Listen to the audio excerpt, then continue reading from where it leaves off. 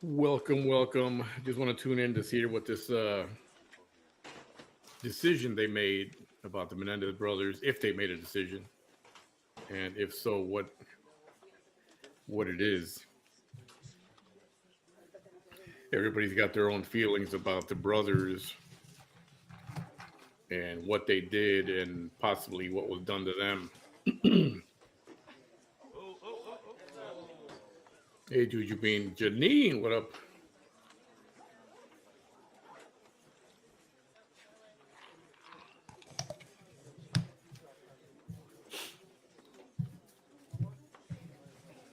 I was kind of eating.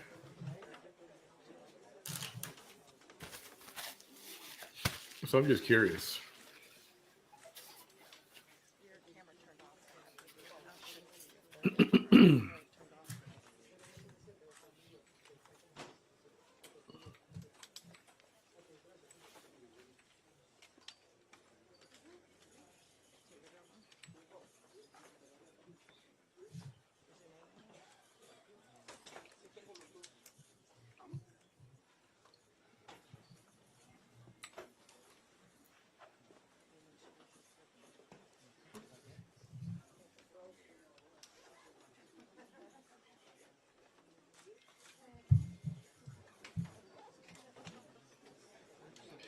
This is scheduled to start at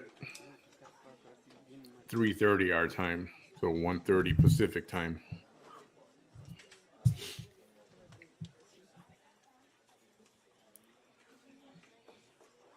What do you guys think?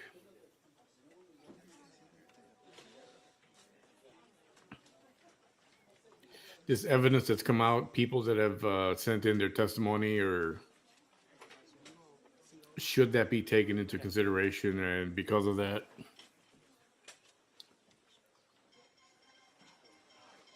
everything needs to be looked at all over again. Should they be released? Now, mind you, I know you all know this. That looks like Mark Garagos. They did kill their parents. And whether it's violently or non-violently, they killed their parents. And the talk has been,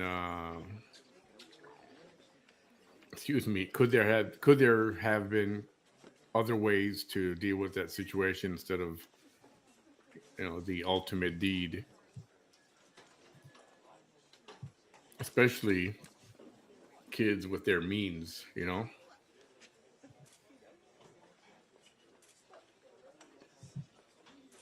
And by that I mean, wealthy family. They could have taken off. They could have run away. They could have. There's a lot of things they could have done. Who are they taking pictures of?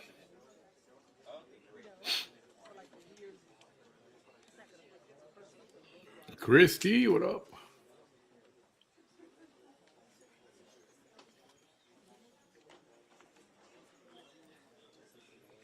Hey, don't knock over the flag.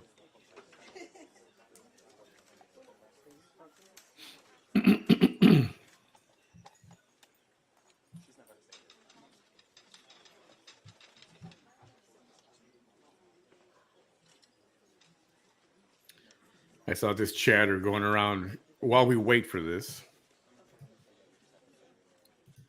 I've been seeing this chatter going around about, I don't know if it's true or not, but Trump is big on tariffs, right? He's talking about putting so many tariffs on that the word is he mentioned eliminating income tax and just running the country on the tariffs. And that's just starting to make its way around, the internet. So, is it possible? I would have no idea. But there are countries that do not tax your employment. So, we'll see how that goes.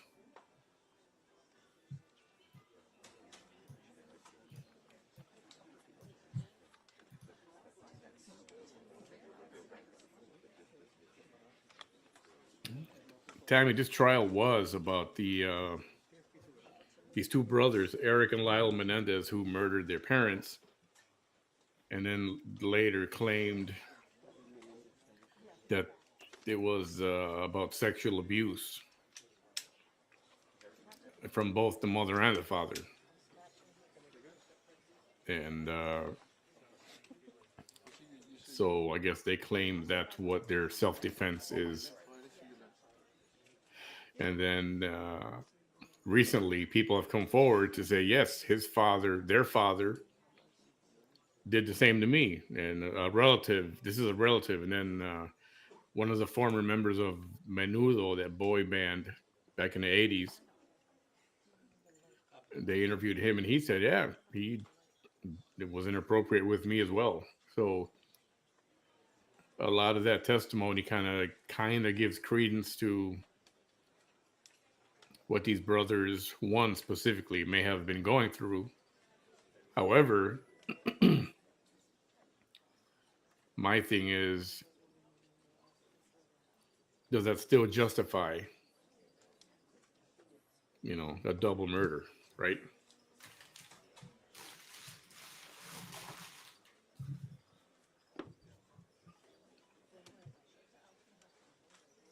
And they're supposed to receive a consecutive.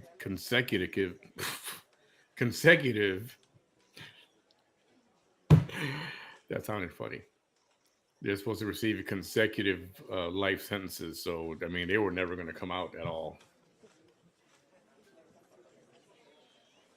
And because someone abuses you like that, does that justify what you do by taking their life instead of dealing with it some other way?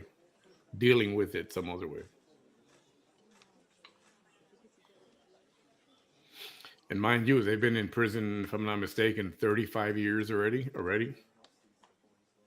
So you got some people saying, "Oh, 35 years for murder. That's enough. That's a long time." And then you got other people who say, "Well, no, it's eye for an eye, man. They should never come out." Yeah, kind of another Gypsy Rose situation ish.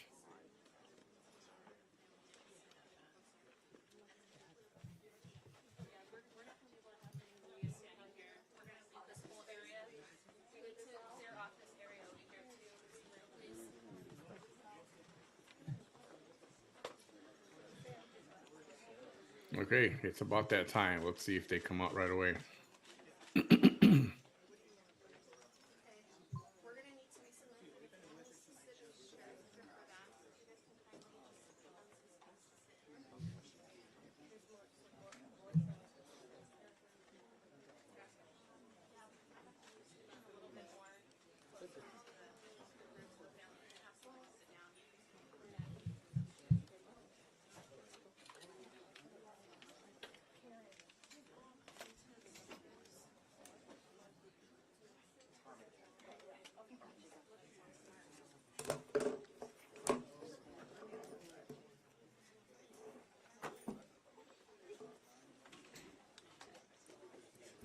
Test.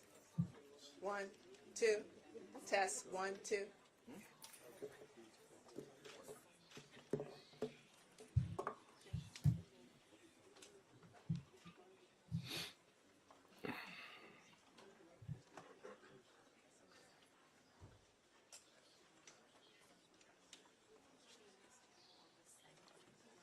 So make sure when it's time to.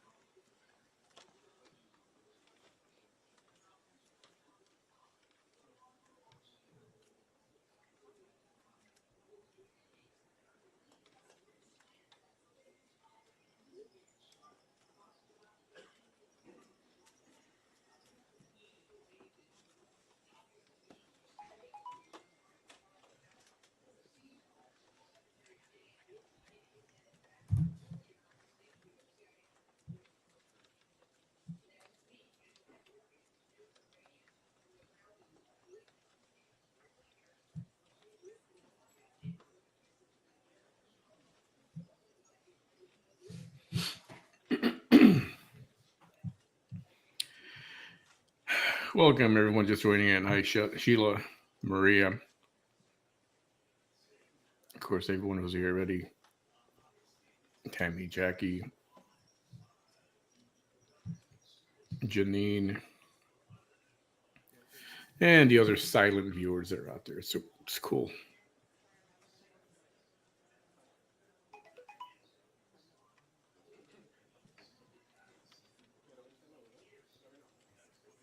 Hey, Oriana. And if you haven't seen the documentary, there's a couple of documentaries. The one they attribute all this um, all of this coming out more recently is one on Netflix. Should look it up so I get the titles right because there's a couple of them they have similar titles.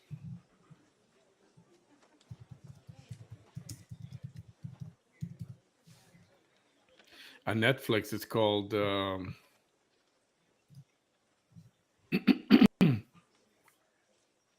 Menendez Brothers. It's just like that. And then I believe there was another one called The Menendez Brothers Monsters or Misunderstood. That's out there somewhere also.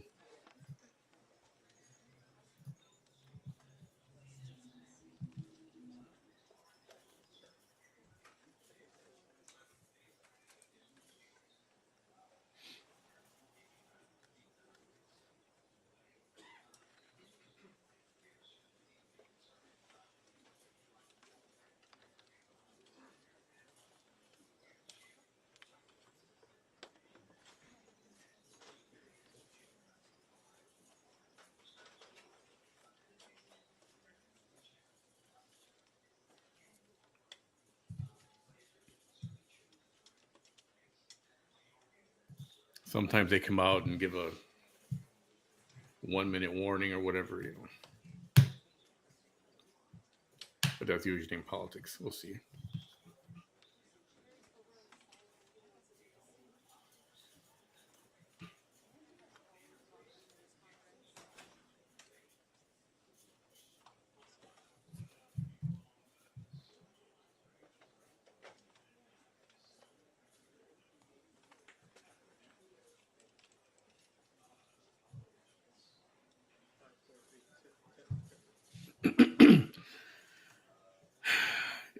Hi, Kayla. Yes, this is for the latest. About a month ago, they say they received a bunch of evidence that kind of supports what the Menendez brothers have been saying about sexual abuse. So they said they would review everything and then come up with some initial decision. And they announced that today's that day where they have something to say about it.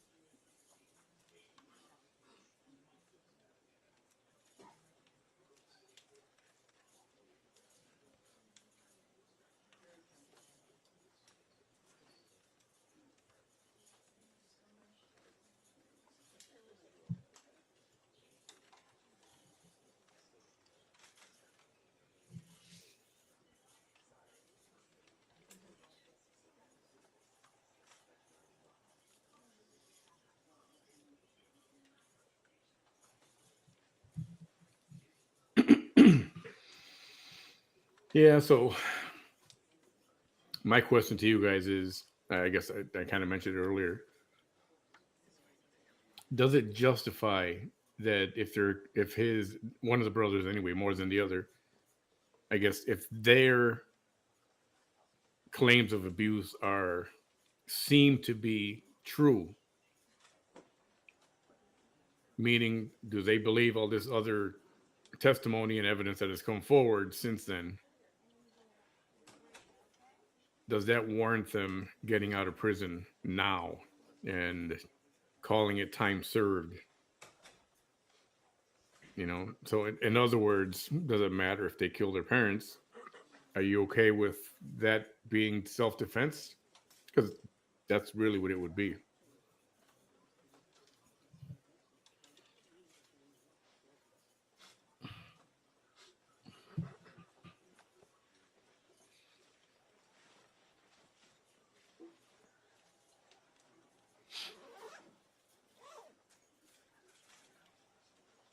Is that one of the? I'm assuming that's a relative of the Menendez brothers.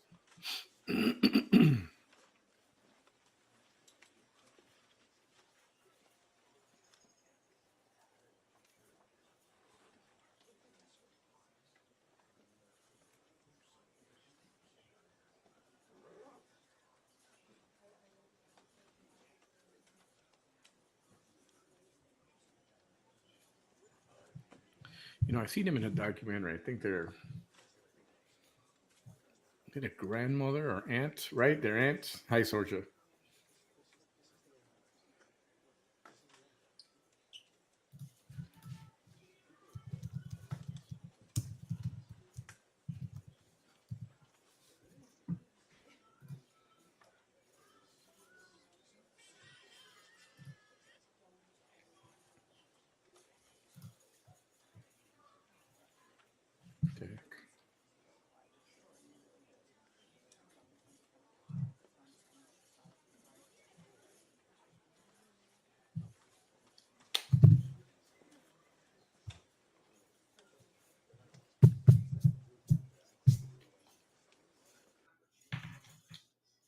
Oh, hang on. I hate when it does that.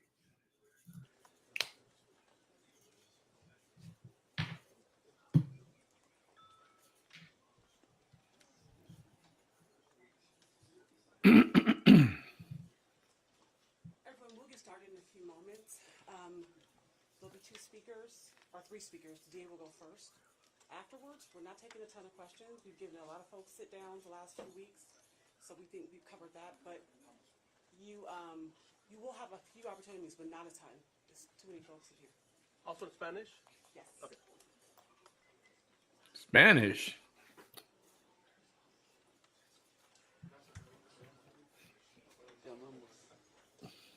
I got something to say about that, but I'm just going to keep my mouth shut. So, let's see. Oops. So they got back-to-back life sentences is what they got. So I believe they were never able to get out. Weren't going to be able to get out. And so far they've served 35 years, give or take, if I'm not mistaken. There were multiple claims of abuse and from other people as well. Not to mention the mother knew.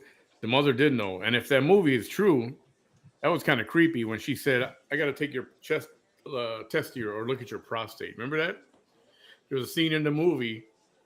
She has him drop his trousers and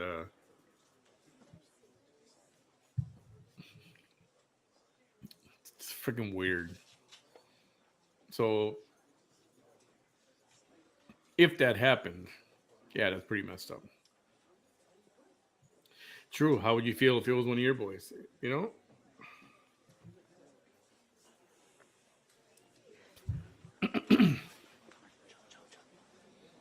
But just like Gypsy Rose, well, let me put some more of these comments up here.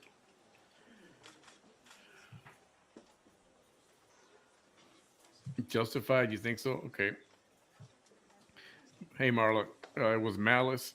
murder, period. As adults, you make choices, and sometimes there are severe consequences for those actions. This is a good example.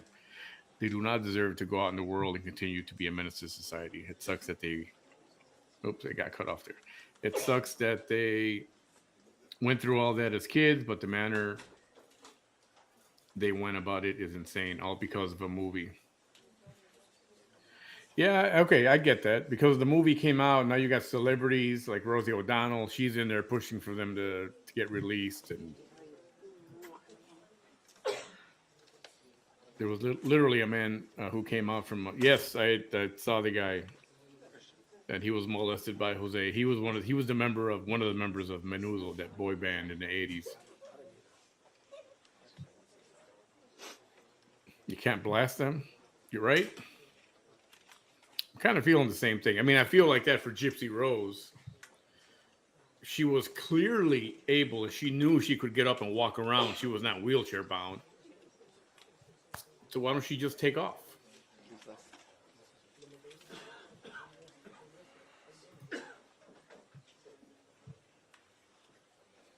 Oh, yeah. Uh-huh. Let's trust the celebrities because they know better than all of us.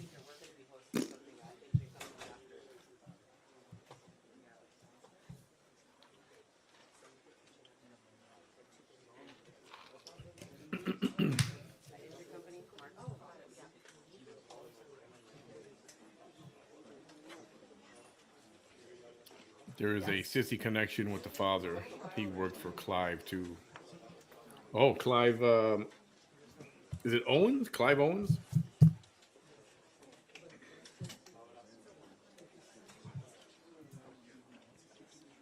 I agree. If Gypsy Rose can be free, so can they. See, right, and now you with the Gypsy Rose thing. You kind of set a precedent, kind of. I don't know. Maybe I have to examine the two to make sure if there is a precedent.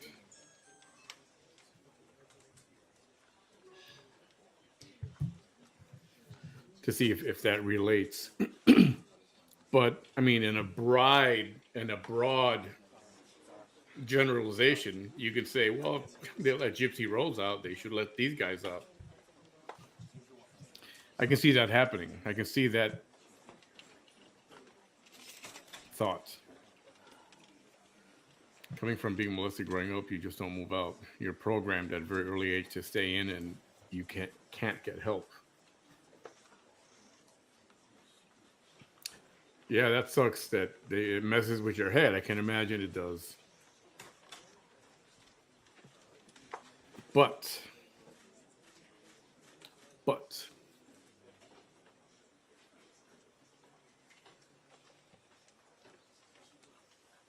I mean, picking up a shotgun or a rifle, instead of going to someone, usually, I shouldn't say usually, but I hear a lot about the victims running to a relative and telling the uncle, telling the brother or a cousin or some family member, this has happened, he did this to me, and then hell breaks loose.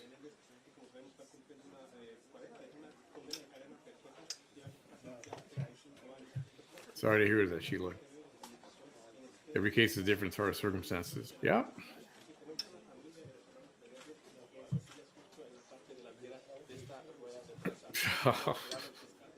Oh, sissy. You meant Diddy connection. Okay. Now it makes sense. I wonder if there is. I mean, Clive Owens was definitely mentioned in those Diddy circles, that's for sure. I've seen it. I've read it myself. And Jose Menendez was very much involved with movie making, the film industry, entertainment, Hollywood. He did want to be in there. Okay, and that's true too. So the movie itself is not the cause of all this, but the movie caused our current generation of young people to, and I'm glad, because a lot of the young people now are not very involved, right? So apparently, a percentage of the generation decided to watch, and they're like, "What? This was true. This happened. This is a real case." And then they got involved, and they started making noise. So I would say kudos to that. I'm very much in favor of young people getting involved.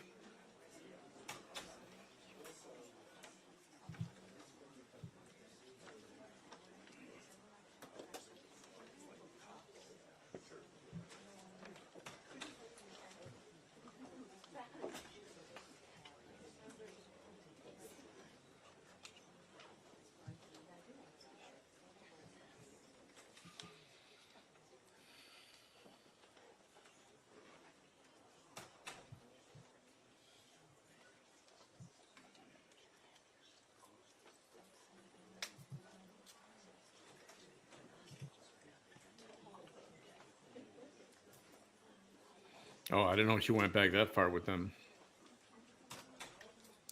The only thing that bothered me that Rosie said, and I know she didn't mean every single father, but she said father molest their kids too.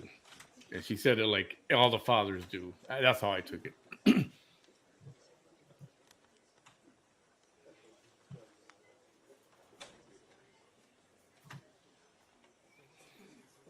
They did their time. Hi, Karen. So you think 35 years is enough?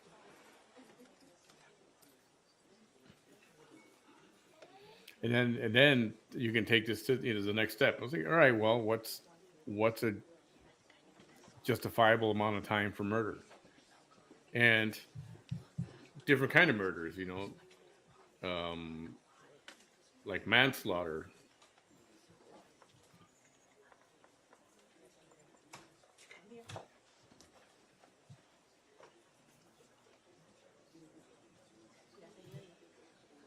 You're programmed to stay quiet, and there's nowhere to go. It's a living hell. Think about it.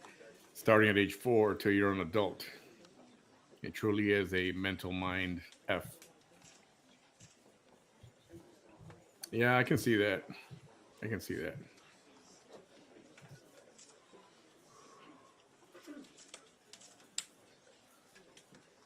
That's horrible. That's horrible.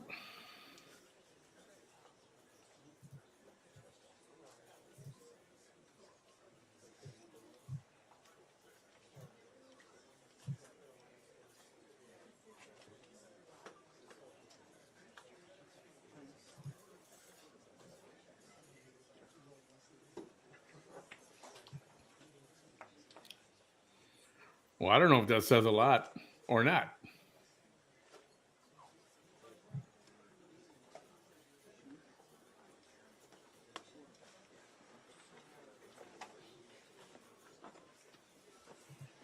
I know there are a lot of things on this planet that would make me angry, have made me angry, very angry. Things in life that happen. And only one time did I actually, the thought went through my mind. I don't even want to say it. But the thought entered my mind. Like I was so angry, but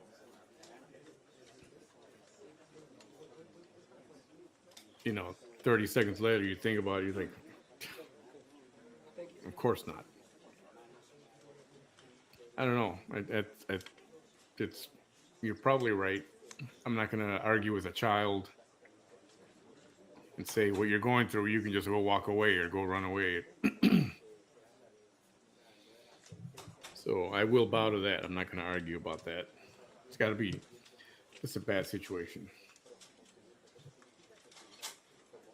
Before I watched the documentary, I didn't think they should be released. They lived a living hell.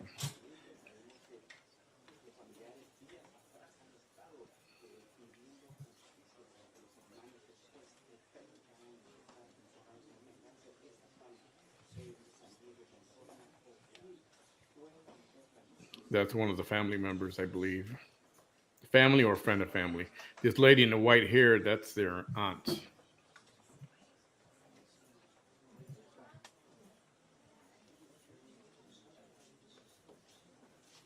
Joan Vandermolen. That's her name. Joan Vandermolen. She said that they paid a heavy price as the system failed them.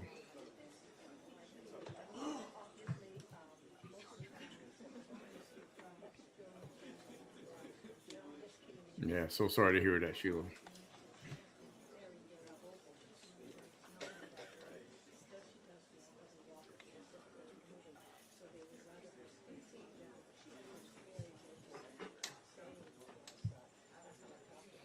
I get it. I get it. I do.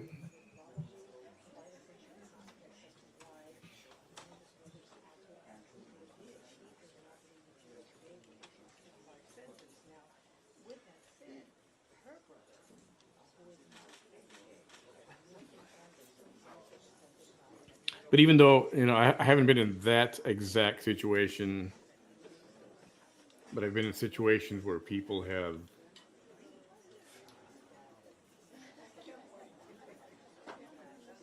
angered me very much. And I mean, this happens throughout your life. You get angry at things, but every single time I've never first thought of, oh, I should take them out. It's like that never even entered my mind.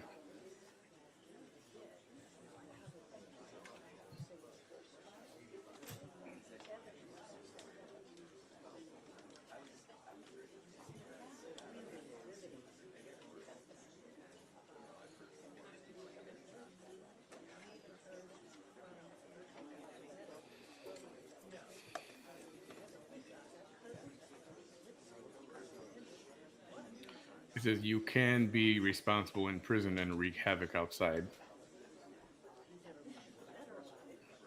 I dig that.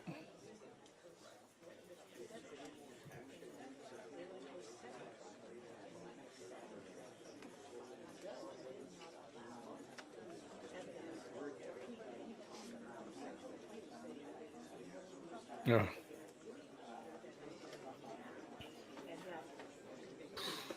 that's tough, Sheila.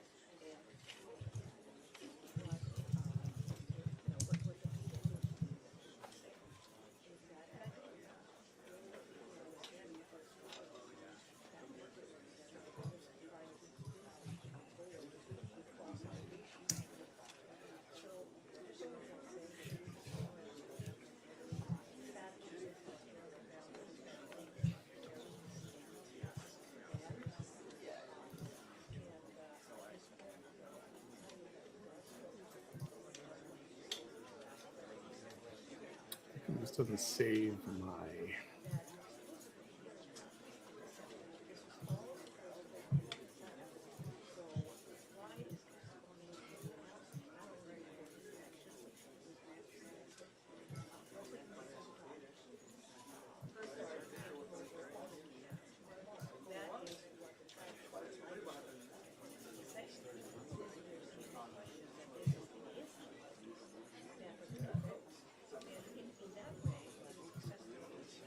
There we go.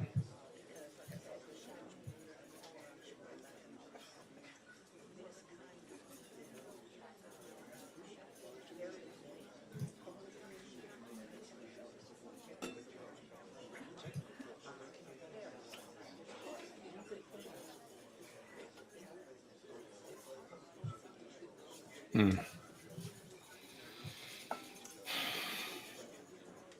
See, and then you wonder, is that Netflix movie, from what I heard, the Menendez brothers were upset that they were never consulted about anything in that movie. So it's like, who did the filmmakers get their information from? You know?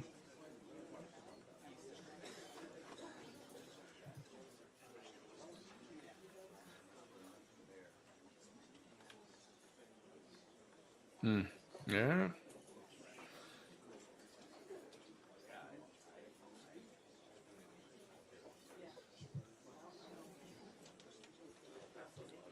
But the other trial that's going to be starting soon is a guy in New York. I think it's New York. He was riding a train, and there was a crazy dude threatening to kill everybody, and he put him in a chokehold, and the guy ended up dying. So people say he was a hero for protecting everybody, but at the same time, they want to get him for murder.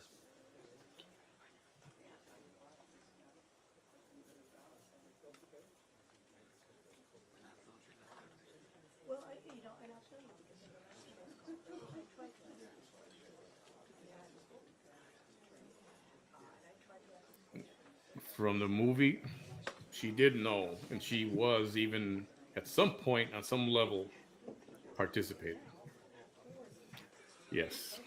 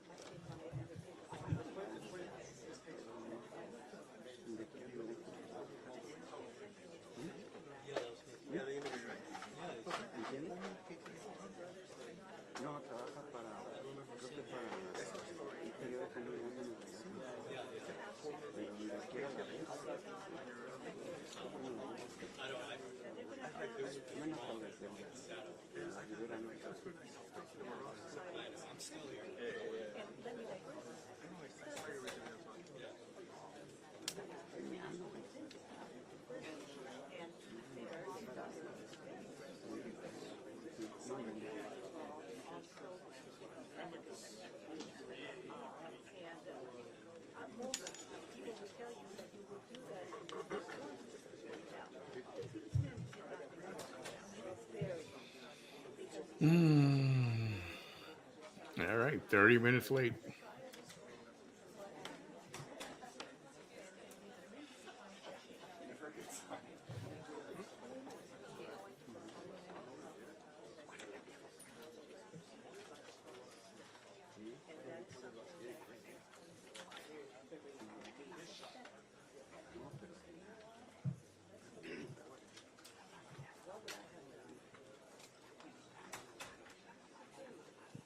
Mm-mm.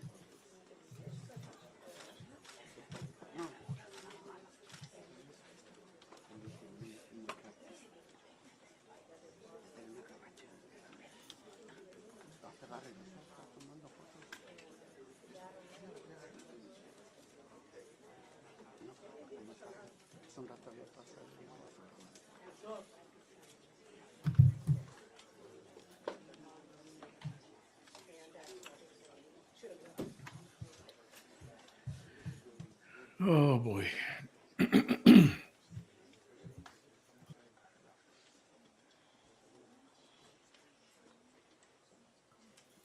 So anyway, I guess to ask another question is,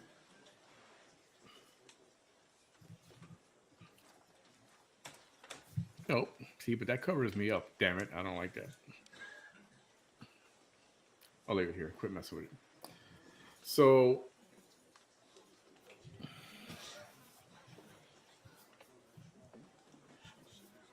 if they are considering in favor of the Menendez brothers, do you think it's because all of this, you can call it pressure or feedback from celebrities, from the celebrity community, who have louder voices only because they're famous. Then what does that say for, what percentage of other cases are questionable, but they've got nobody to speak for them. They don't have the Kim Kardashians or the Rosie O'Donnells to go to every single case and to advocate for them. That's messed up too. Obviously, this was a high profile case, and that's why things are kind of happening. Relatively speaking, things are happening pretty quick. Look at the Melissa Lucio case here in Texas. She would have been the first Hispanic woman to be executed in Texas, and finally there was a stay of execution, and nothing has happened since. I mean, the judge came forward to say you should look at the evidence, or you should do this and you should do that. But years later, she's still in prison. She's still on death row. There's just not a date set for her.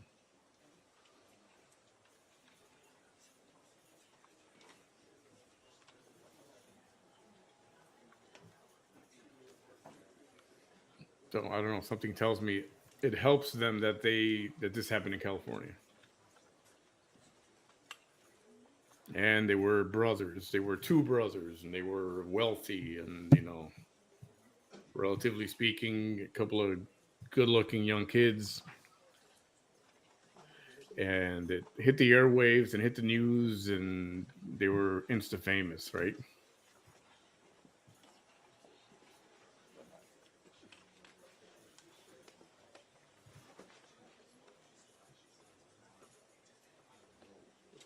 Hey, Nadia, glad you made it.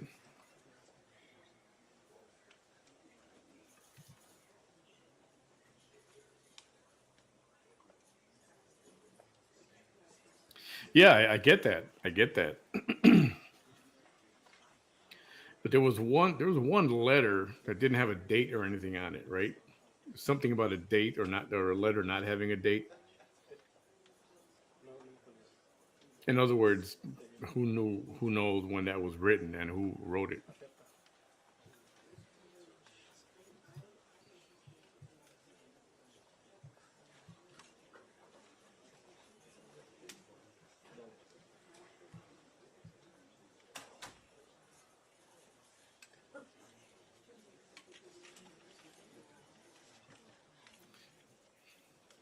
So the rest of that says they did need to be locked up, but I believe they should be out now based on how they've done so much in prison to better their life. Yeah, I heard that they've been model inmates doing everything right. Does not seem to be they don't seem to have criminal or violent tendencies, I guess.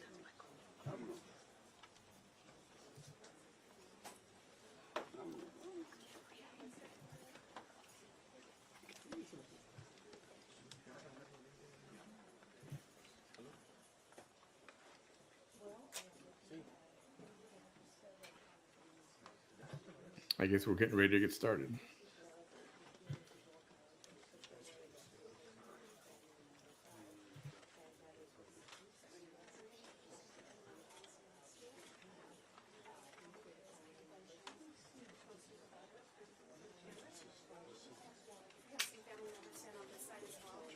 Here we go.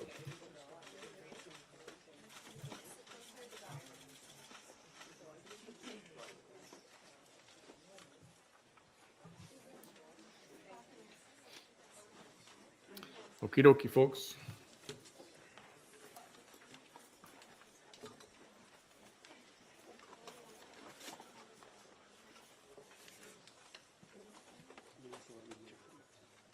Okay, good afternoon, everyone. And before I begin speaking, I want to also introduce some other people that are here with me, and I hope I'm pronouncing the names right because it's the handwritten part of it.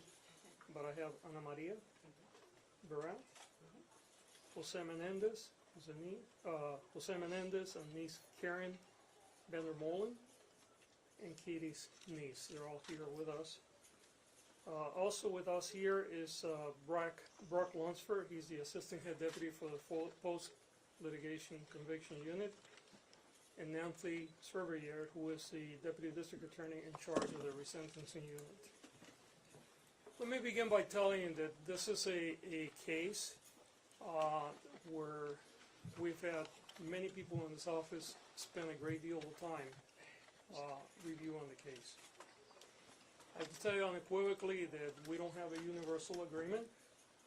There are people in the office that strongly believe that the Menendez brothers should stay in prison the rest of their life, and they do not believe that they were molested.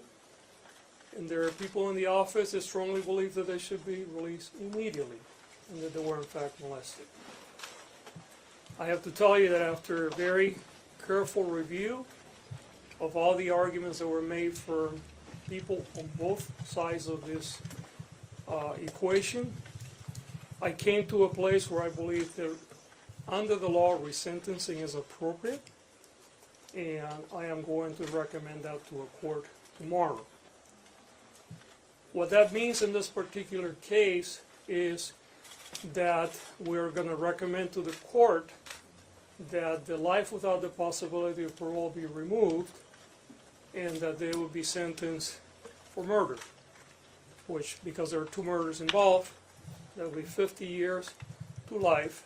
However, because of their age, under the law, since they were under 26 years of age at the time that these crimes occurred, they will be eligible for parole immediately. Whoa. The teams that have worked on this, on the resentencing side of it, have spent literally probably hundreds of hours by now looking at this case. These cases were originally presented on the habeas side of it, which I'll explain in a moment what that is, last year, and then the request for a prosecutor-initiated resentencing occurred earlier this year. And there have been people in this office working in these cases from the very beginning, as well as many other cases that we have. The reason why I'm here today and why I came in front of all of you about 10 days ago is because there was a more recent documentary about the case that again brought a tremendous amount of public attention. And we know there have been other documentaries, so this is not the first, this is the more recent one. And frankly, our office got flooded with requests for information. And even though this case was already scheduled to be heard in late November, I decided to move this forward because, quite frankly, we did not have enough resources to handle all the requests. And one of the things that I thrive to do in this office is to be very transparent in everything that we do. In this case, we review the prison files. And you have to understand that the way the process works, when you're talking about a resentencing under the law, it really focuses not necessarily on what the original crimes were, but it focuses on, has the person been rehabilitated, number one, and number two, can they be released safely into the community? Under that rubric, since I've been in office, we have resentenced over 300 people, including 28 for murder. Only 4 have reoffended. If that was a regular recidivism rate in this country, we would be the safest nation in the world, but we know that it's not. In fact, somewhere between 40 and 50% of the people that go to prison reoffend and get rearrested. And that's why we have so many problems. However, when you look at the case of the Menendez brothers, you see 2 very young people. One was 19 and the other one was 21 when they committed this horrible acts. And I want to underline, they were horrible acts. There is no excuse for murder. And I will never imply that what we're doing here is to excuse that behavior, because even if you get abused, the right path is to call the police, seek help. But I understand also how sometimes people get desperate. We often see women, for instance, that have been battered for years, and sometimes they will murder their abuser out of desperation. And I do believe that the brothers were subjected to a tremendous amount of dysfunction in the home and molestation. But they went to prison for life without the possibility of parole, which meant that certainly under the law at that time, they had no hopes of ever getting out. They could have done what many other people do, which is basically said, you know what, I'm here for the rest of my life, so I'm going to do whatever. I'm going to misbehave, I'm going to join gangs, I'm going to live the life of the prison.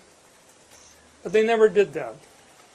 To the contrary, even though they didn't think that they would ever be left free, they engaged in a different journey. You'll hear them. A journey of redemption and a journey of rehabilitation. And often the people that begin their journey of rehabilitation and redemption in prison is often very internal. And what they do, and one of our lawyers pointed out this today, is usually the path is people try to further their education, do things for self-improvement, which the brothers have done, by the way. But it's more unique, or less usual, I guess, when people not only do that, but they also begin to engage in ways to make life for others better. And in this case, the brothers have been doing so for a very long time, creating groups to deal with how to address untreated trauma, creating groups to deal with other inmates that have physical disabilities and may be treated differently. Even in one case, Lyle negotiating for other inmates as to the conditions that they live under during prison.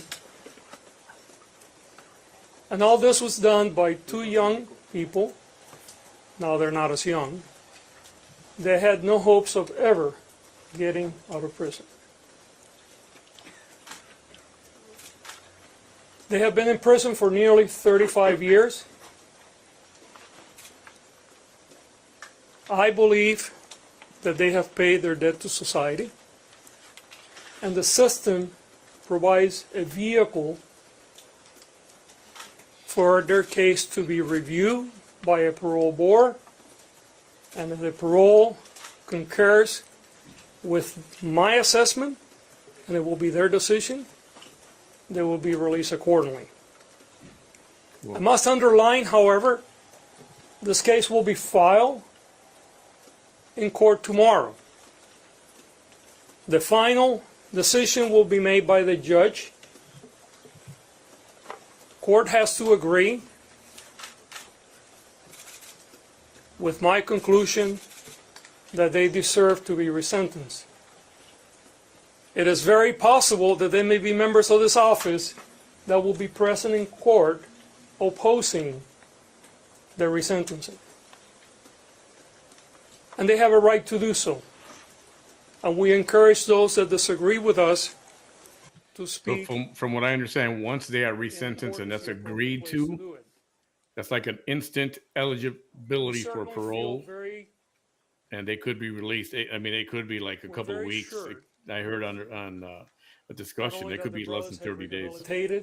And that they will be safe to be reintegrated in our society, but that they have paid their dues, not only for the crimes that they committed, but because of all the other things they have done to improve the life of so many others. So, again, we will be filing for resentencing tomorrow. We're seeking that they would be sentenced to life with the possibility of parole, as opposed to life without the possibility of parole, which is they currently have. that means that they would have 50 years to life because there were 2 murders.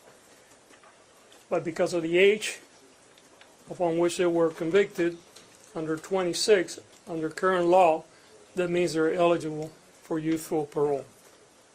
I think there is also important to have some introspection today, because I think that often, for cultural reasons, we don't believe victims of sexual assault, whether they're women, whether they're men.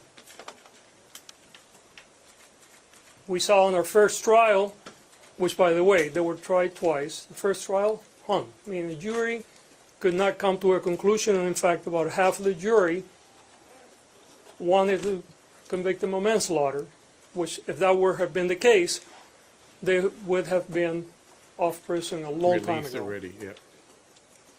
And then there was a second trial, and then they were convicted of murder with special circumstances, which led to the life without the possibility of parole. But it's salient to understand that our own implicit and sometimes explicit bias around sexual abuse and sexual assault often leads us to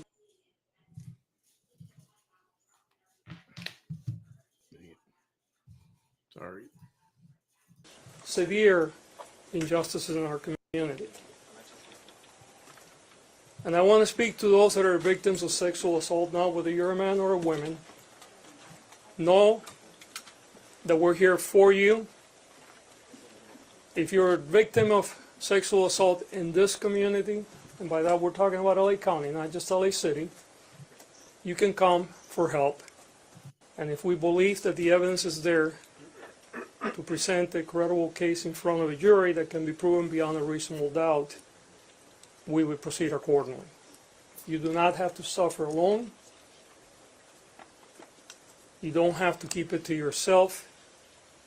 And help is here unconditionally. I'm going to say a few words in Spanish because I know there's tremendous amount of interest from the Spanish media, and I know that there are going to be other speakers today, and then we're going to open it up for questions. Primero que nada, quiero dar las gracias a todos por estar aquí hoy. Estamos hablando del caso de los hermanos Menéndez. Este fue un caso donde 2 hermanos, uno de 19 y uno de 21 años, asesinaron a sus padres más de 3 décadas atrás. Estos muchachos fueron condenados por asesinato y llevan en la prisión alrededor de 35 años. Este fue un caso que tuvo mucha atención pública cuando sucedió y indudablemente tiene mucha atención pública hoy cuando vemos esta habitación como está llena. La razón por la que nosotros estamos buscando que la Corte reevalúe la sentencia original And because es la this happened siguiente. while they were so young and they were sentenced Bajo la so ley de young, California, they are eligible cuando for una persona es acusada de un crimen, earlier release, which makes them ese eligible, crimen puede ser immediately. reevaluado si la persona lleva muchos años en la What do you guys cárcel, think en la about that? prisión, That justice served? y Does that enseña sound right to you?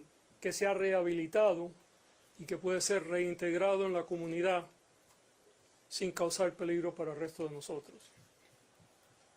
En el caso de los hermanos Menéndez, nosotros hemos revisado el caso y creemos, número 1, que se han rehabilitado, If you don't know y Spanish, he's número saying 2, the que same pueden thing ser he just reintegrados said en la comunidad sin causar peligro para el last resto 30 de minutes or nosotros. so. Es importante notar que este es un caso de 2 muchachos que tenían 19 y 21 años, que probablemente fueron no solamente acosados por su familia, pero posiblemente también fueron molestados sexualmente. So Aunque they no were hay 19 excusa and ninguna 21. para los crímenes que ellos cometieron, reconocemos también que habían ciertas condiciones que pueden haber creado esta situación. Desde que están en la prisión, ellos han demostrado con sus acciones y sus palabras que iban a hacer todo lo que era posible para rehabilitarse. He's saying they were No model solamente ellos inmates hicieron who were cosas doing para everything they mejorar can su to vida rehabilitate- personalmente, rehabilitate themselves. pero también tomaron parte en muchos programas y crearon programas para ayudar a otros prisioneros. Hicieron todo esto durante un tiempo donde ellos no creían que iban a salir de la cárcel por el resto de su vida, porque su sentencia era de vida sin la posibilidad de salir de la cárcel. Lo que estamos haciendo hoy bajo la ley de California, vamos a hacer una petición a la Corte a que reevalúe esa sentencia y que lo vuelva a sentenciar por asesinato, pero con la posibilidad de salir con libertad condicional. En el caso de ellos, porque son 2 asesinatos, serían 50 años o por vida, pero con la posibilidad de ser prohibido la oportunidad de salir con condiciones. Bajo la ley, cuando el crimen se cometió y la persona tenía menos de 26 años cuando lo cometió, esa persona puede ser evaluada inmediatamente para que su sentencia sea revisada y que se le pueda dar otra sentencia. Bajo las condiciones de cómo ellos se han portado en la prisión y la evidencia de que están rehabilitados y de que pueden ser reintegrados en nuestra comunidad, es muy posible que ellos sean permitidos salir a la calle de nuevo, pero esa decisión estará con el sistema de prisiones y no con nuestra oficina. Legalmente, lo que nosotros vamos a hacer mañana es presentar una petición a la Corte.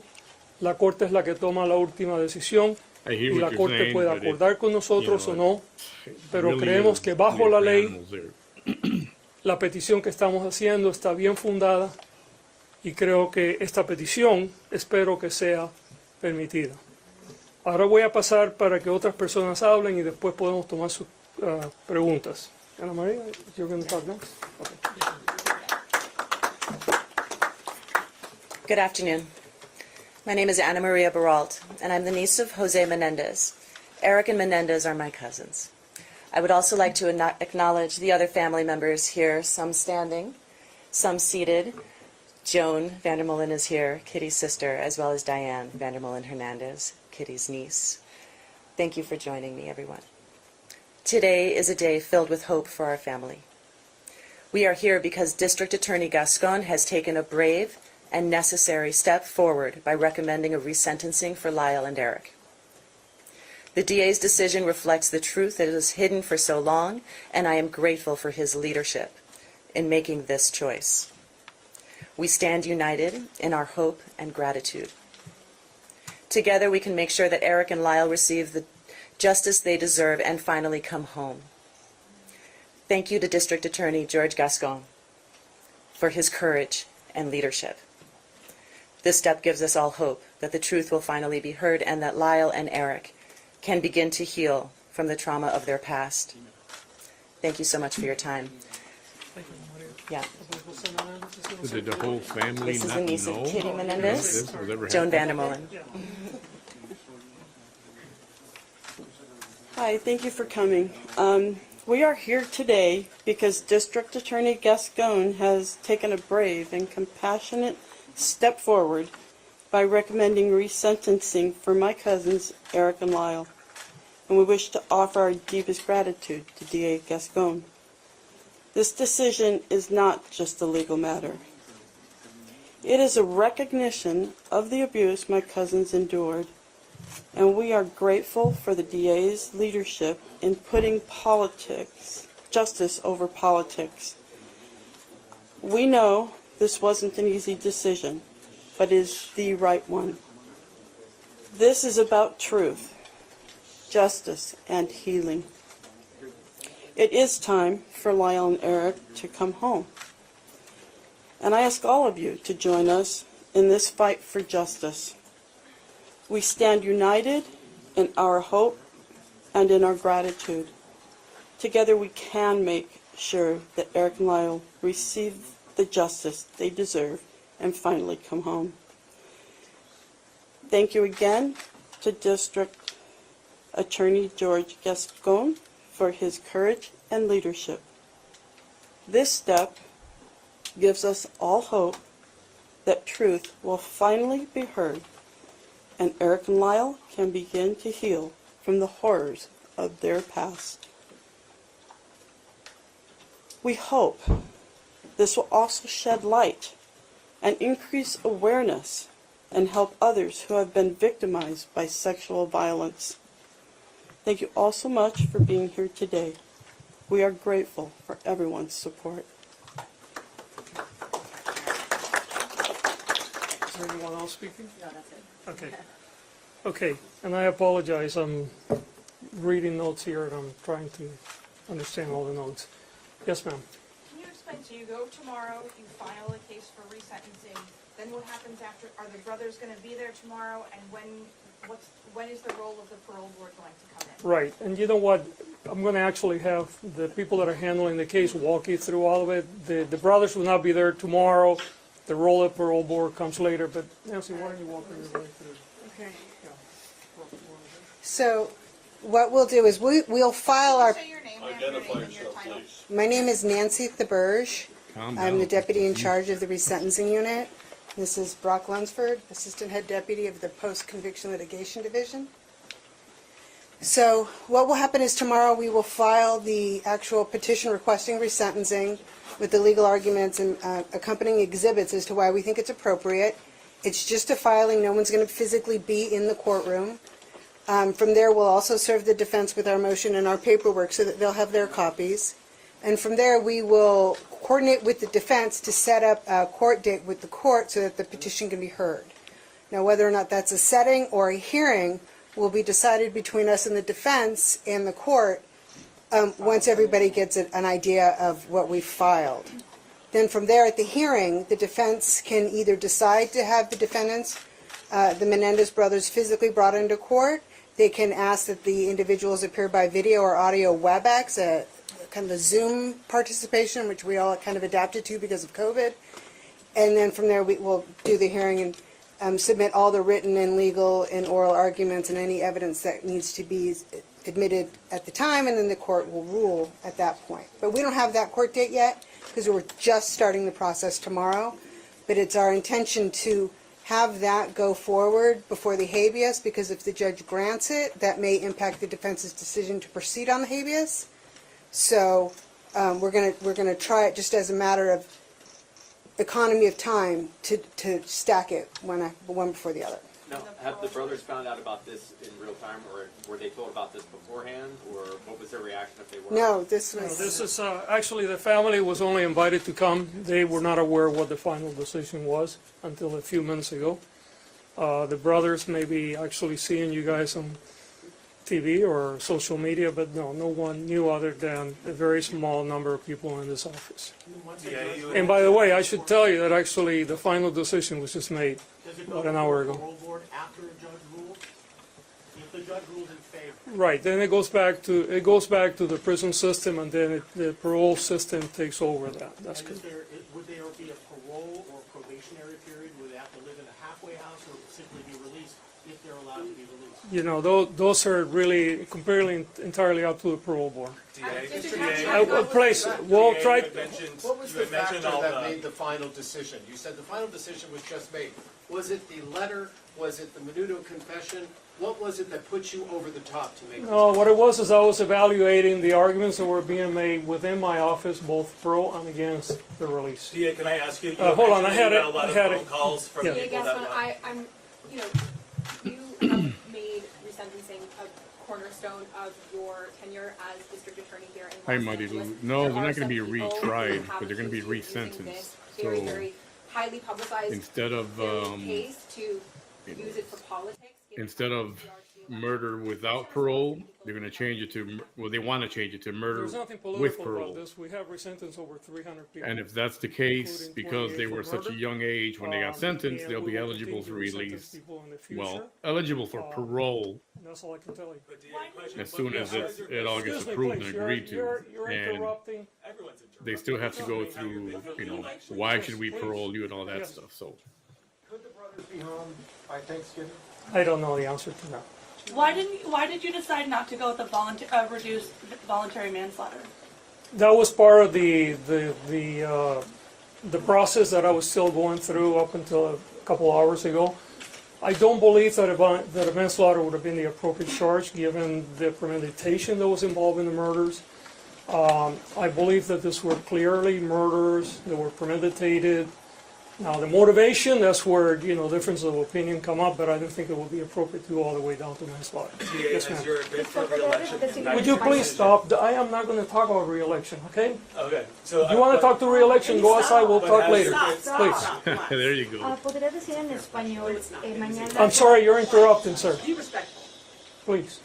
¿Qué va a pasar mañana después de que presenten en la corte los documentos? Pues depende, como estaba explicando la abogada, la encargada de esta unidad, la Corte probablemente va a señalar otro día donde los dos, la defensa y nosotros, podemos ir y habrá una evaluación de la evidencia. Si hay alguien que se opone a esta moción que estamos, este proceso que estamos iniciando, también la Corte va a poder oír todo eso y la Corte toma la decisión final. Did your office announce the press conference before you made your decision? Yes, because we're going to make a decision one way or the other. It's just a question of what the decision is Was going to that be. just giving Yes. you a timeline to work If you with? are no longer in office, what happens to this case? Could a potential successor undo what you're about to file? I don't think so. Once it's filed, it's filed. It's up to the court to take it from there. You mentioned Yes, I'm sorry. In a parole situation, obviously you've had a policy of just not sending DVAs to those. Since you were obviously supporting the push for release here, how would that work? Would people from post-litigation resentencing, would they go before the parole board to argue for their release? Or No. We have a policy that we only send victim services advocate if the victim or the victim's family wants that support. We don't send lawyers to our parole boards to relitigate a case. The parole board is fully aware of what the initial crime was, the crime that led to the conviction. Their work is primarily to evaluate whether they're rehabilitated and safe to be released, and that will be the way here. Can you break down the timeline for us? Can we expect a hearing by the end of the year, or do you know when we might hear something on the We books? don't- I'm hoping to get it on calendar, depending on the defense preparedness. I'd like to see it go to hearing probably within the next 30 to 45 days at the most. Because, there's not much to argue because we're kind of a collective. Okay, there's one more question, please, but related to the case, not to elections. If you want to talk about elections, we'll do Related that. to the case. Yes, sir. What would you like to say right now to Eric and Lyle Menendez? What we like to say to them, and it's we, because it's not I've made the final decision, obviously, but we have a whole team that worked on it. We have a family here that wants to be reunited, is that we appreciate what they did while they were in prison. While I disapprove of the way they handle their abuse, we hope that they not only have learned, which appears that they have, but that if they get reintegrated into our community, that they continue to do public good. Thank you so much, everyone. Yeah, there it is.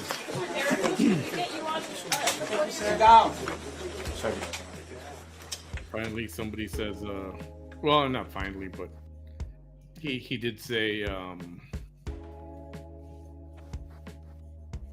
we appreciate you were good boys behind bars, but we don't appreciate what you did to get there behind bars. But that's okay.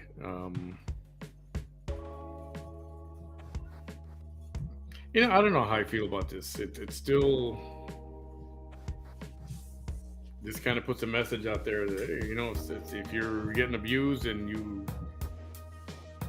do away with them, that's okay. I think it would have been different if it was like in the act, one of them is sleeping. I'll say Kyle, just to throw a name out there. He's sleeping, and the father comes in, and Kyle just had enough, and he reaches for the gun. He's got bedside, and he, shoots his father. I can see that a little different, and it's because I don't. Yeah, maybe I haven't gone through it, so I don't understand it. The way they've done it, right? Maybe they did it the right way. It's a tough one. And then, the question is it do we agree that they're possibly going to be released?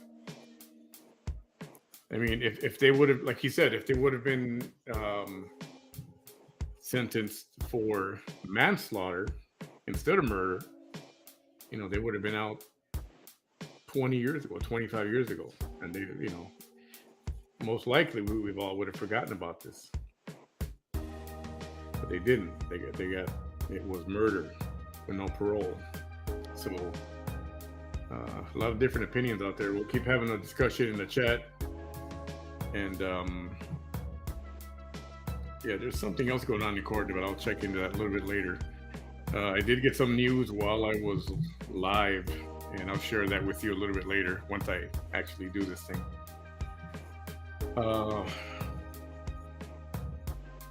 Yes, I agree. Unless you've been through it, you won't understand. I get it. Totally get it, Chrissy.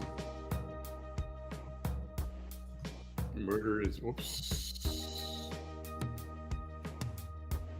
Murder is still a sin. I get that too. True, it's true when you have had enough and you snap. I can understand. Yeah, that part I can get. But I guess my problem is, and I get it. I understand what you say. Well, when you're programmed as a young child, you know, dad's gonna murder the family if you say anything. But at some point in your growing up, or in your mind starts to develop, I don't know. I mean, I could be wrong. I'll just shut up because I don't know. But like Gypsy Rose, she could have just walked off. Even in her own mind, she told herself she needed to have the wheelchair. She could have walked off and not committed that act, and you know, the mom would have been alive, and you know, whatever. So I don't know. I just think it's, in that case, I think she got off too easy. Anyway, that's all for right now. I'll be in touch with you guys later. Thanks for hanging out with me for this hour and almost 20 minutes.